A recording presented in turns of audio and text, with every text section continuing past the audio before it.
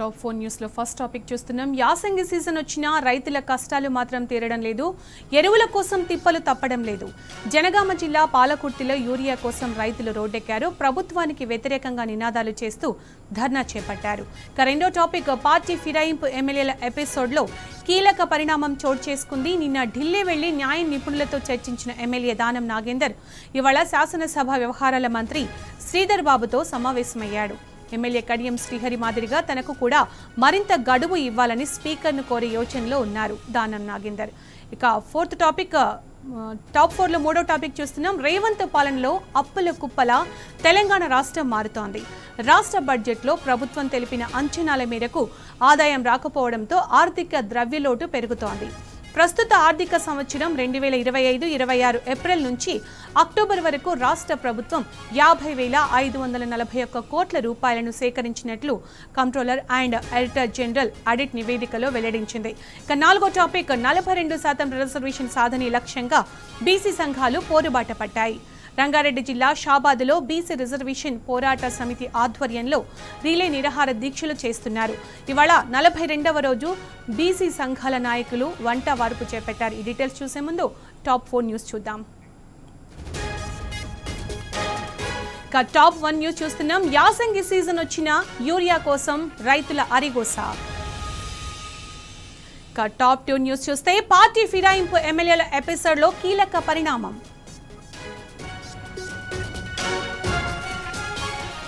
Top 3 headline చూస్తున్నాం. రేవంత్ పాలనలో అప్పుల కుప్పగా తెలంగాణ రాష్ట్రం.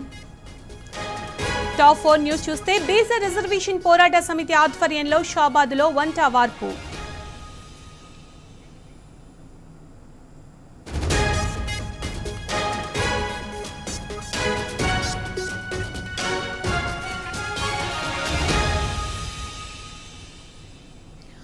టాప్ 1 న్యూస్ మరోసారి చూద్దాం. యాసంగి సీజన్ వచ్చిన యూరియా కోసం రైతుల అరిగోస.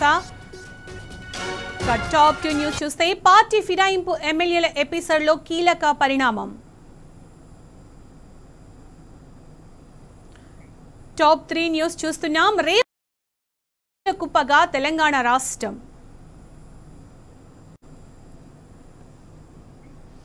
టాప్ 4 న్యూస్ చూస్తున్నాం. బీసీ రిజర్వేషన్ పోరాట సమితి ఆధ్వర్యంలో షాబాద్లో వంట వార్పు.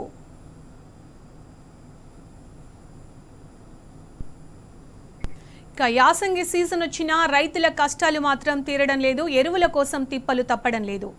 అసమర్థ కాంగ్రెస్ పాలనలో యూరియా కోసం అన్నదాతలు నానా కష్టాలు పడుతున్నారు. జనగామ జిల్లాలో యూరియా కోసం రైతులు రోడ్డెక్కారు. ప్రభుత్వానికి వ్యతిరేకంగా నినాదాలు చేస్తూ ధర్నా చేపట్టారు.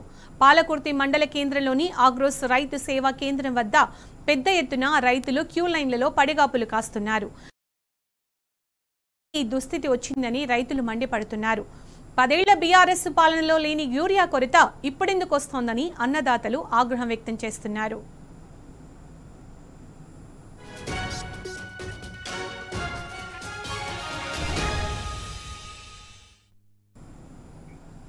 ఇదే అంశానికి సంబంధించి పూర్తి సమాచారం మా ప్రతినిధి రవికాంత్ అందిస్తారు. రవికాంత్, యాసంగి సీజన్ వచ్చినా కూడా యూరియా కోసం రైతుల కష్టాలు తప్పడం లేదు. ఎరువుల కోసం అలాగే కొన్ని నెలలుగా చూస్తున్నాం క్యూ లైన్లలో పడిగాపులు కాస్తున్నారు. దీనికి సంబంధించి అప్డేట్స్ ఏంటి?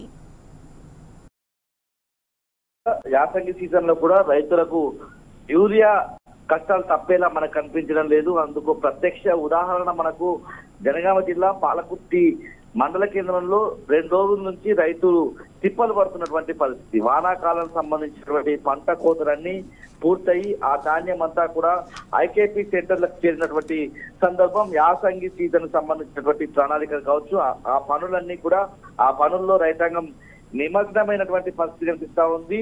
ముఖ్యంగా వానాకాల సీజన్ లో యూరియా కోసం రైతులు తీవ్రమైనటువంటి ఇబ్బందులు ఎదుర్కొన్నారు. ముఖ్యంగా ఈ యాసంగి సీజన్ లో అలాంటి బాధలు ఉండొద్దని ఇప్పటి నుంచి రైతాంగం అంతా కూడా యూరియా కోసం క్యూ లైన్లు బారులు తీరి కనిపిస్తున్నటువంటి పరిస్థితి మనం చూస్తా ఉన్నాం. పాలకుర్తి నియోజకవర్గ కేంద్రంలో చెప్పులను క్యూ లైన్ లో పెట్టినటువంటి సందర్భం కనిపిస్తా ఉంది.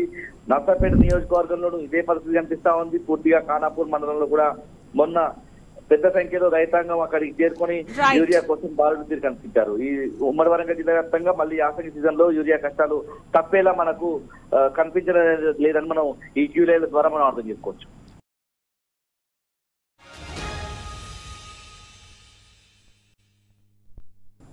టాప్ 2 న్యూస్ డీటెయిల్స్ చూస్తున్నాం. పార్టీ ఫిరాయింపు ఎమ్మెల్యేల ఎపిసోడ్లో కీలక పరిణామం చోటు చేసుకుంది.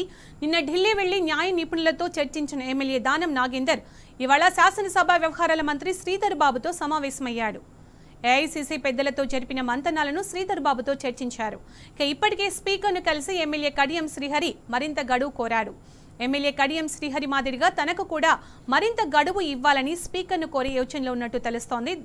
దీనికి సంబంధించిన మరింత సమాచారం మా ప్రతినిధి ప్రదీప్ అందిస్తారు. ప్రదీప్, పార్టీ ఫిరాయింపు ఎమ్మెల్యేల ఎపిసోడ్లో కీలక పరిణామం కనిపిస్తోంది.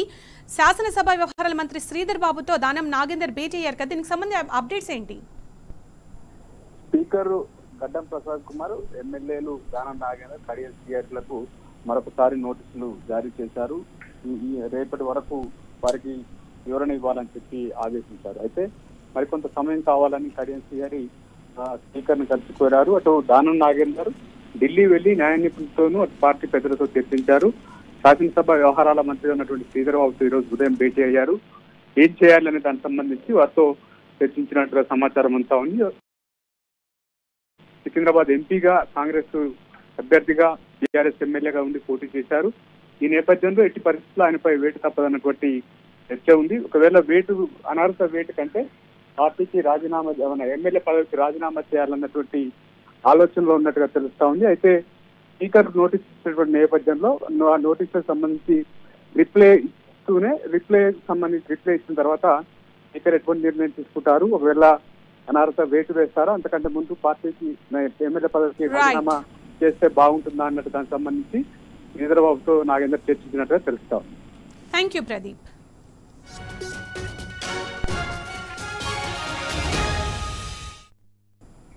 టాప్ 3 డీటెయిల్స్ చూస్తున్నాం. రేవంత్ పాలనలో అప్పుల కుప్పలుగా తెలంగాణ రాష్ట్రం మారుతోంది. రాష్ట్ర బడ్జెట్లో ప్రభుత్వం తెలిపిన అంచనాల మేరకు ఆదాయం రాకపోవడంతో ఆర్థిక ద్రవ్యలోటు పెరుగుతోంది.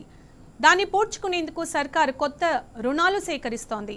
ప్రస్తుత ఆర్థిక సంవత్సరం 2025-26 ఏప్రిల్ నుంచి అక్టోబర్ వరకు రాష్ట్ర ప్రభుత్వం 50,541 కోట్ల రూపాయలను సేకరించినట్లు controller and auditor general audit నివేదికలో వెల్లడించింది. ఈ ఏడాది 54,009 కోట్ల అప్పులు తీసుకోవాలని రాష్ట్ర బడ్జెట్లో ప్రభుత్వం తెలిపిన అందులో 93.58% 7 నెలల్లోనే సేకరించింది. ఇక గత ఆర్థిక సంవత్సరం బడ్జెట్లో కొత్త రుణాలు 49,255 కోట్ల లక్ష్యానికి అక్టోబర్ నాటికి 71.80% తీసుకోవడం గమనార్హం.